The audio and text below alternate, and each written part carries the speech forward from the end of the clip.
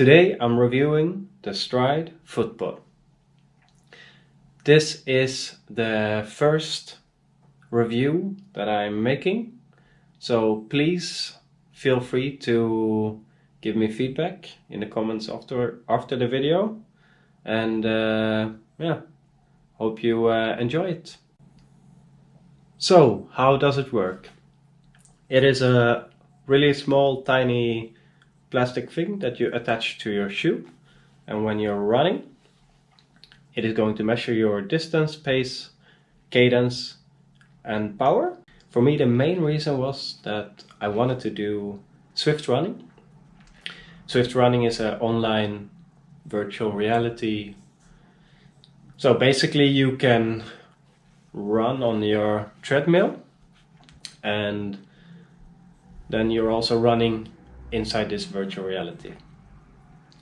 Also, I wanted to start measuring my distance and pace outside using the footpod rather than GPS. And the reason for that is because measuring your distance and pace with the footpod is more accurate than GPS, especially if you're running in areas with a lot of high buildings and so on, because then the GPS is bouncing off the buildings and you get really inaccurate GPS data basically. And the last reason was I do really like to collect data, and the footpod is measuring my running power. So far I'm not really training based on my power, but I do think it's nice to start measuring it. So that's the reasons why I bought the footpod. Now I want to give you basically 2 tips to think about if you buy the Stryd footpod or if you bought it. First is to actually, before your first run, make sure to configure your weight in the app, because the way they are calculating your power, it's heavily dependent on your configured weight. And if you don't configure it, there's some default configuration of, I think, 70 kilos. So if you don't configure it, you will actually, your power readings will not be correct unless your weight is 70 kilos, of course. And if you actually have started using the Stryd footpod, take a look at their website, the Power Center, where you have a lot of more in-depth detail from your tracked runs, and also you have a lot of advanced graphs about your fitness and what you should focus on, if you should do more shorter intense trainings or more long runs, or and so on. It's really interesting. I really like to look at my data in the Power Center.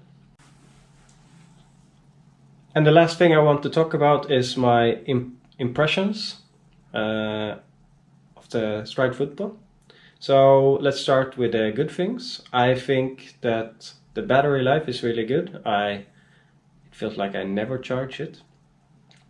I think it's really easy and convenient to move the footpod from shoe to shoe. So if you're using different shoes, it's just you click it off here, you take off the whole thing, and then you attach it to another shoe. Really convenient. And also no calibration is needed for this footpod. I've never used any other footpod, so I don't know how inconvenient it is with the calibration, but I do enjoy it, that I can just jump on a treadmill, start Zwift, and start running, and it's automatically the correct pace and so on. Really nice. And for the bad things, I actually only have 2 things. First thing being that it's quite expensive. It comes in at 200 something euros, 229 euros, I think. And last thing is that they have their own charging cable, so it's not a standard USB-C or anything like that, so yet another cable to keep track of. So, do I think that you should buy a Stryd footpod? I do think that if you like collecting data, if you would like to get into swift running, and if you are interested in measuring your running power, then I think you should get a Stryd footpod. But it is a lot of money, so it's not for everyone, but I do really like it, so